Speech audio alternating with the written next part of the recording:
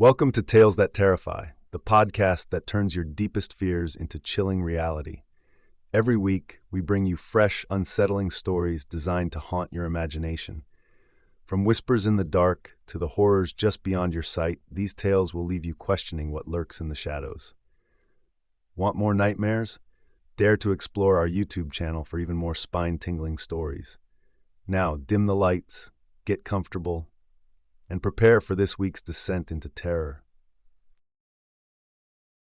The asphalt was slick beneath my tires, reflecting the sickly glow of the moon like a dark, liquid mirror. It had been raining for hours, a relentless, drumming downpour that had finally eased to a persistent drizzle, leaving the air thick with the scent of wet earth and something else, something indefinable, yet unsettling. The headlights of my aging Ford barely pierced the oppressive gloom that clung to the edges of the road, swallowed by the skeletal fingers of the trees that clawed at the bruised, moonlit sky. I shouldn't have taken this shortcut. The GPS had insisted it would shave off a good hour from my drive back to Richmond, but as mile after desolate mile unfolded, flanked by nothing but dense, whispering woods, a knot of unease had tightened in my stomach. There were no houses, no signs of life, just the endless stretch of rain-slicked blacktop and the looming shadows that danced in the periphery of my vision. The full moon, a bloated, spectral orb, hung heavy in the sky, its pale light doing little to dispel the darkness. Instead, it seemed to amplify the strangeness of the scene, casting long, distorted shadows that writhed and stretched like living things. The wind, what little there was, sighed through the bare branches of the ancient oaks, a sound that bordered on a mournful whisper. Then I saw them. At first, I thought it was a trick of the light, a fleeting illusion conjured by fatigue and the monotonous rhythm of the wipers. But as I rounded a gentle curve, there they were again, standing just beyond the reach of my headlights, on the edge of the woods. They were tall, impossibly so, their forms gaunt and elongated against the dark backdrop of the trees. I couldn't make out any distinct features, only the stark black silhouettes against the muted silver of the moonlight. They were utterly still, their attention fixed on the road, or perhaps on me. A prickle of fear, cold and sharp, ran down my spine. Deer? They were too tall, too slender. Bears? Their posture was all wrong. There was something profoundly unnatural about their stillness, the way they seemed to melt into the shadows yet remain distinctly present. I pressed down on the accelerator, my heart beginning to pound against my ribs. The Ford grumbled in protest, its worn engine straining to pick up speed. I kept my eyes fixed on the road ahead, refusing to look back, but the image of those silent, watching figures was burned into my mind. A few miles further, I saw another one. This time it was closer, standing in the middle of the road, its head tilted at an impossible angle. Its silhouette was more defined now, and I could make out what looked like long, spindly limbs and a head that seemed too large, too oddly shaped for any creature I knew. Panic seized me. I slammed on the brakes, the tires screeching on the wet asphalt as the car skidded to a halt just a few feet away from the figure. It didn't move. It simply stood there, bathed in the eerie glow of my headlights, its dark form a stark contrast to the pale moonlight. I stared, frozen in terror, trying to make sense of what I was seeing. It wasn't human, not entirely. There was a disturbing elongation to its limbs, a strange curvature to its spine. Its head was too large, its features obscured by shadow, but I could sense a pair of eyes fixed on me, burning with an unseen intensity. My breath caught in my throat. I fumbled for the gear shift, desperate to reverse, to get away from this unholy apparition. But my hands were shaking so violently that I could barely grip the wheel. Suddenly, the figure took a step forward. A guttural sound, low and rasping, emanated from it, a sound that seemed to vibrate in the very air around me. It wasn't a growl, not a roar, but something ancient and malevolent. Terror lent me a surge of adrenaline. I jammed the car into reverse, my foot slamming down on the gas pedal. The Ford lurched backward, tires spitting gravel as I wrestled with the steering wheel, desperate to turn around.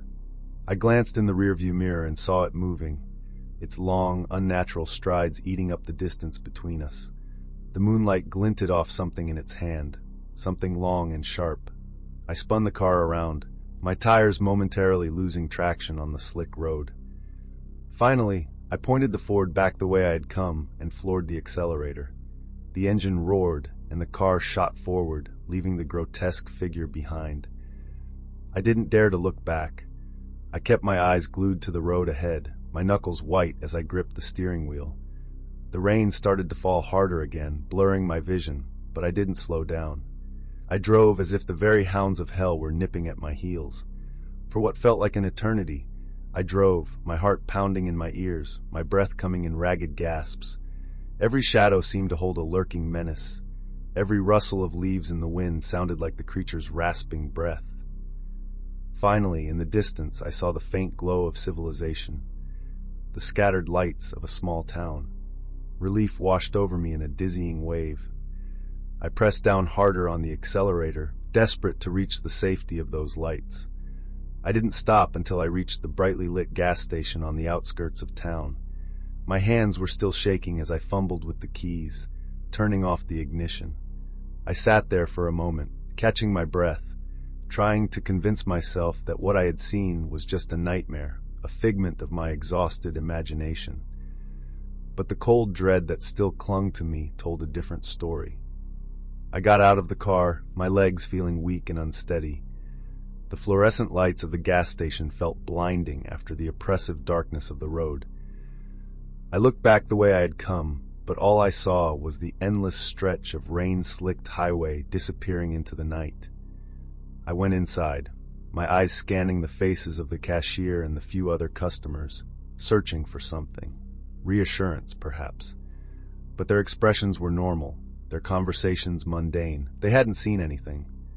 I bought a cup of coffee, my hands still trembling as I held the warm mug. The caffeine did little to calm my frayed nerves. I couldn't shake the image of those gaunt figures, their silent watching, the unnatural gait of the one in the road, that chilling, guttural sound. I knew, with a certainty that chilled me to the bone, that what I had seen out there in the darkness wasn't just a trick of the light. It was something real, something ancient and terrifying that lurked in the shadows beyond the edges of our world. I finished my coffee quickly, the need to get back on the road, to put as much distance as possible between myself and that desolate stretch of highway, overriding my fear. The rest of the drive back to Richmond was uneventful, but the memory of those figures haunted me. Every time my headlights caught a strange shadow, every time the wind rustled the leaves, I felt a fresh wave of terror. I arrived home just before dawn, exhausted and shaken. I locked the doors, drew the curtains, and sank into bed, but sleep offered little comfort. The image of those watching eyes, the sound of that rasping breath, echoed in my mind. I tried to rationalize it, to tell myself it was just stress, fatigue, the tricks the darkness plays on a tired mind. But deep down, I knew the truth. I had seen something out there on that lonely road, something that defied explanation, something that belonged in the darkest corners of folklore and nightmare. And I knew, with a chilling certainty, that I would never look at a moonlit road the same way again. The shadows would always hold a hidden menace. The whispers of the wind would always carry a hint of that guttural sound. Because out there, in the darkness beyond the reach of the headlights, something was watching. And I had the terrifying feeling that it would be waiting there, on that rain-slicked road beneath the pale, watchful moon, for the next unsuspecting traveler to pass by.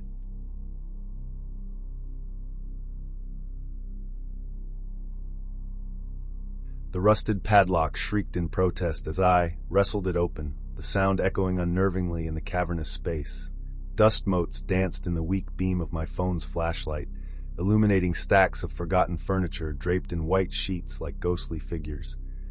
This was it, our band's sanctuary, our sonic laboratory, and increasingly the source of a creeping unease that none of us dared to fully acknowledge here in Portland. "You sure this is the right key, Blitz?" Roxy's voice was a nervous tremor in the echoing silence. Her hand instinctively tightened on my arm. Yeah, chill," I mumbled, though a knot of apprehension tightened in my own stomach. The old textile mill we rented the back storage space in had a history. a dark one that clung to the damp brick walls like the persistent mildew. Everyone in Portland knew the stories. During the Spanish flu epidemic, when the small local hospital overflowed, this very building had served as a temporary morgue. Hundreds of bodies, they said, had been laid out here, waiting for their final journey. We'd initially dismissed the rumors as local folklore, adding a touch of edgy charm to our rehearsal space. Cheap rent and decent acoustics had outweighed any spooky tales. But lately, things had been different. The heavy metal door groaned as I finally shoved it open, revealing the familiar clutter of our instruments and equipment. Roxy and Jet trailed in behind me, their faces etched with a shared unease. Jet, usually the most laid back of us, kept glancing nervously over his shoulder. "Feels colder than usual," he commented, rubbing his arms despite the mild spring evening in Portland. I shrugged, trying to project an air of nonchalance I didn't feel. Probably just the draft coming off the Willamette. We started setting up, the clang of cymbal stands and the thud of the bass drum, a jarring intrusion on the oppressive silence. As I plugged in my guitar, I could have sworn I heard a faint sigh, a whisper of air that wasn't the breeze drifting in from the river. I glanced at Roxy, who was tuning her bass, but she didn't seem to notice. The first hour of practice was relatively normal, loud and energetic as we hammered through our set list. But as the evening wore on, the subtle disturbances began. A floorboard creaking in the empty space behind our amps, a faint scratching sound like fingernails dragging across wood. We'd all heard them before, dismissed them as the old building settling in the damp Portland air. But tonight, they felt different, more insistent. Then came the voices. Faint, indistinct murmurs that seemed to weave in and out of our music. At first we thought it was bleed from our headphones, or maybe even the distant hum of traffic on I-5. But as we paused between songs, the whispers persisted. They were low, guttural, and seemed to come from everywhere and nowhere at once. "Did you guys hear that?" Roxy asked, her voice barely above a whisper. Her eyes darted around the dimly lit space. Jet nodded slowly, his usual jovial expression replaced by a tight-lipped unease. "Yeah, sounded like someone talking." I strained my ears, the silence after our last crashing chord amplifying the strange atmosphere. There it was again, a faint, sibilant sound, like someone speaking just beyond the threshold of hearing in the still Portland evening. "Maybe it's just the pipes," I suggested, my voice sounding unconvincingly loud in the stillness. We tried to continue practicing, but the unsettling sounds grew more frequent, more distinct. Once, during a quiet passage in one of our songs, we all clearly heard a woman's soft sob, a sound so filled with sorrow that it sent a shiver down my spine, even in the relatively mild Portland weather. "Okay, this is getting weird," Jet said, his face pale. "Seriously weird." We decided to take a break, the tension in the room thick enough to cut with a knife. I pulled out my phone, scrolling through the security camera app. We'd installed a couple of cheap cameras a few months back, mostly to deter any potential break-ins. "Let's just check the feed," I said, trying to sound rational. "Probably just some raccoons getting in." The live feed from both cameras showed nothing. Just the static view of our equipment, undisturbed. No shadows, no movement, no sign of any living creature other than us. "That's impossible," Roxy whispered, staring at my phone screen. "I swear I heard something move behind the drum kit just now." We replayed the footage from the last hour, each of us huddled around my phone, our eyes glued to the grainy images. Nothing. Not a flicker, not a shadow, not a single anomaly. The lack of visual evidence was somehow more unsettling than if we had seen something. It suggested that whatever was happening wasn't physical, wasn't bound by the limitations of the material world. As we stood there in the silence, punctuated only by the faint drips from a leaky pipe in the corner, the temperature in the room seemed to plummet. A gust of cold air brushed past us, raising goosebumps on my arms. The scent of dust and mildew was suddenly overlaid with a faint, sickly sweet odor, like decaying lilies left too long in a vase. "I don't like this," Roxy said, her voice trembling. "I really don't like this." Suddenly a stack of old wooden crates in the corner rattled violently, as if someone had kicked them. We all jumped, our hearts pounding in our chests. We stared at the crates, frozen in place, but they remained still. Then a voice. This time it was clearer, closer, a raspy whisper that seemed to come from right behind me. Cold. I whirled around, my heart leaping into my throat. There was nothing there. Just the dusty wall, the peeling paint, the oppressive silence. Did anyone else hear that? I stammered, my voice barely a croak. Jet's eyes were wide with fear. Yeah, I definitely heard something. Roxy nodded, her face ashen. It was right behind you, Blitz. Panic began to bubble up inside me. The rational part of my brain was screaming for a logical explanation, but the primal part was screaming louder, telling me to run. We fumbled with our equipment, shoving cables and instruments haphazardly into their cases. The whispers continued, faint but persistent, like unseen voices murmuring just out of earshot. The air grew heavier, the sickly sweet smell more pronounced. As Jet struggled to collapse his drum kit, a cymbal stand suddenly clattered to the floor, seemingly on its own. He yelped, scrambling backwards. That's it, he said, his voice shaking. I'm done. I'm out of here. Roxy and I didn't argue. We were right behind him, our movements clumsy and hurried. As I reached for the door handle, I felt a cold touch on my hand, a fleeting sensation like icy fingers brushing against my skin. I recoiled, pulling my hand back as if burned. Let's go, I yelled, shoving the door open and stumbling out into the relatively fresh air of the loading dock here in Portland. We didn't stop running until we were out on the street, the old textile mill looming behind us like a silent, malevolent presence against the Portland night sky. We stood there for a moment, panting, the sounds of the city, the distant wail of a MAX train, the low hum of traffic, a welcome contrast to the oppressive silence of the storage space. What was that? Roxy finally managed to say, her voice still trembling. I don't know, I admitted, the fear still gripping me. But I don't think it was just the building settling. We tried to rationalize it later, over lukewarm coffee at a 24-hour diner somewhere in the hazy, late-night Portland scene. Maybe it was the acoustics playing tricks on us. Maybe the old pipes were making strange noises. Maybe we were all just stressed and our imaginations were running wild. But none of us truly believed it. The cold touch, the distinct whispers, the way the cymbal stand had fallen, it all felt too real, too deliberate. We haven't been back to the storage space since that night. Our instruments are gathering dust, our band on indefinite hiatus. We've talked about finding a new practice space, maybe out in the Silver District or even across the river in Vancouver. But the memory of that night still hangs over us, a chilling reminder of the unseen presence that lurks within the walls of the old textile mill. Sometimes, late at night, when the rain taps softly against my window and the city sleeps, I still hear them, the faint, sorrowful whispers carried on the damp Portland air. And I know, with a certainty that chills me to the bone, that the ghosts of the Spanish flu are still there, trapped within those dusty walls, their silent suffering echoing in the empty space where our music used to be. And no security camera, no matter how advanced, could ever capture the true horror of what we experienced in that haunted storage space in Portland.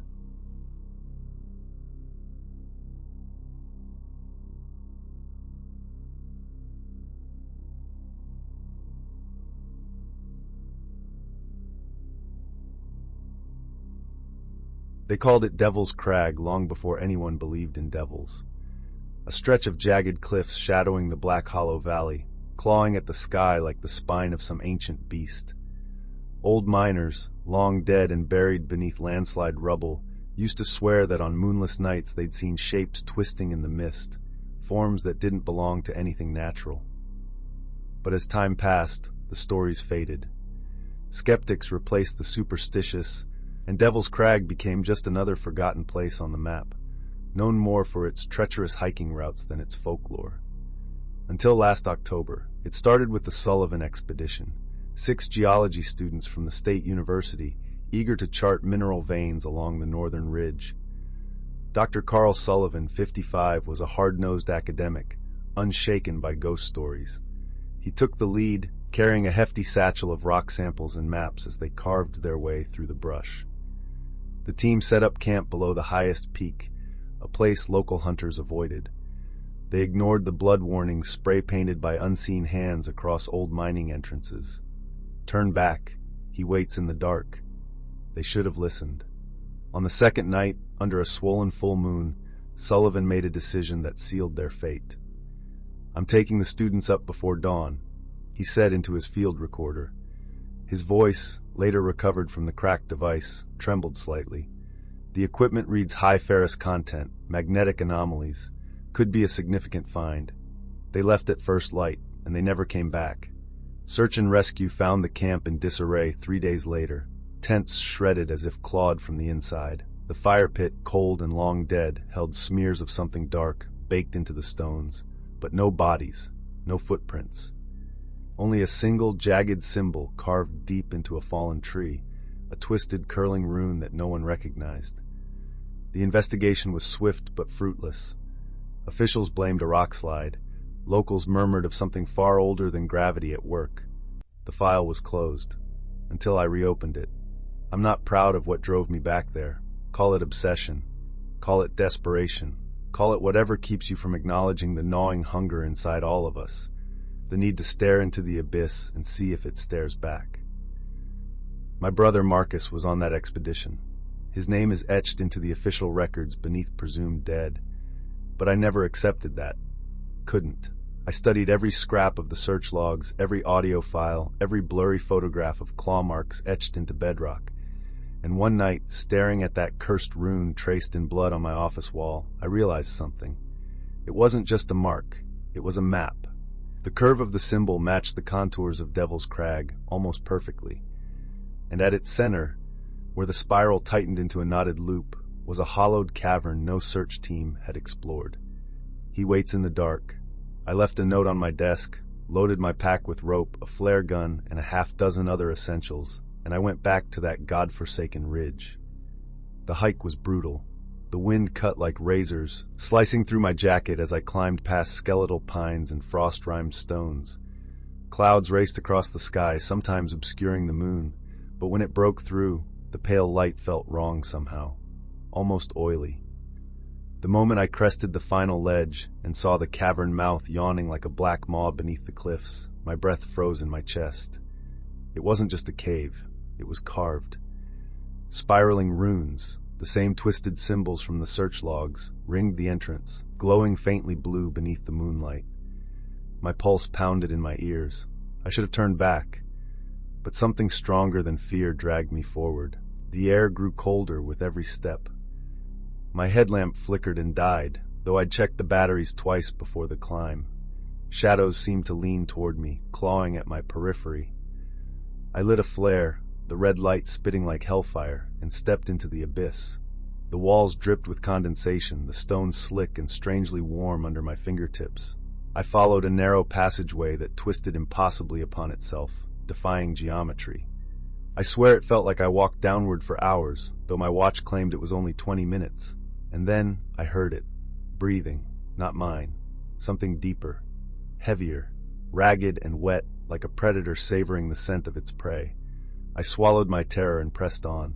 The tunnel opened into a vast subterranean chamber, illuminated by a sickly bioluminescent glow leaking from the runes carved into every surface. Pools of black ichor steamed in the corners. Bones, human and otherwise, littered the floor, gnawed to splinters. At the far end of the chamber I saw him. Not my brother, not a man, but it. The demon from the old miner tales. Skin midnight blue, horns curling like a ram's eyes, twin suns of molten gold. His wings, tattered yet massive, stretched wide as he crouched over a half-eaten carcass, and when he smiled, rows of serrated teeth gleamed wetly in the light. "You are not the first to seek him," the creature rumbled, its voice a grinding avalanche of stone. "Nor shall you be the last." I raised my flare gun on reflex and fired. The flare hissed through the air and burst against the demon's chest, but instead of burning, the flame sank into his flesh, absorbed like a droplet of rain on parched earth. He laughed, a bone-shaking sound that rattled my teeth in my skull. "Foolish mortal," he growled, rising to his full, impossible height. "You bring me fire, but I was born of it." I stumbled backward, slipping in the muck. My hand landed on something hard, cold, a familiar object, Marcus's wristwatch, still ticking, my heart seized. He fought well, the demon crooned, as if reading my mind. His claws flexed, hooked like sickles. But flesh is weak, only spirit endures. Rage boiled up inside me, momentarily eclipsing my terror. I grabbed the watch and staggered to my feet. "You took him," I spat. "But you won't take me." The demon's grin widened. "Oh, I already have." Before I could react, his wings snapped forward, engulfing me in shadow. A searing pain lanced through my chest, and I felt something tear loose, something vital, something irreplaceable. My scream was lost in the cavern's endless echo. When I awoke, I was outside the cave, lying in the frost. The sun had risen, casting pale gold over Devil's Crag. My pack was gone. My flare gun, my supplies, all vanished. All except for Marcus's watch, ticking steadily in my palm. But the worst was yet to come. Because when I looked down at my chest, I saw the mark burned into my skin, the same twisted rune from the cavern walls, pulsing faintly with a cold blue light. And when I looked up into the rising sun, my eyes did not sting, because I no longer needed human eyes to see. They say now the crag is cursed beyond saving. Hikers vanish without a trace. Animals flee the region, leaving the valleys unnaturally silent. And when the wind blows just right, you can hear a voice rumbling through the stone. You are not the first to seek him, nor shall you be the last. As for me, I wander still, half man, half shadow, driven by an insatiable hunger I cannot name. I hunt beneath the cold moonlight, my veins burning with the demon's fire, my soul forever chained to the depths of the hollow earth. If you ever find yourself near Devil's Crag and you see a pair of molten gold eyes watching from the dark, do not run. Pray. Because I already have your scent, and he waits in the dark, always.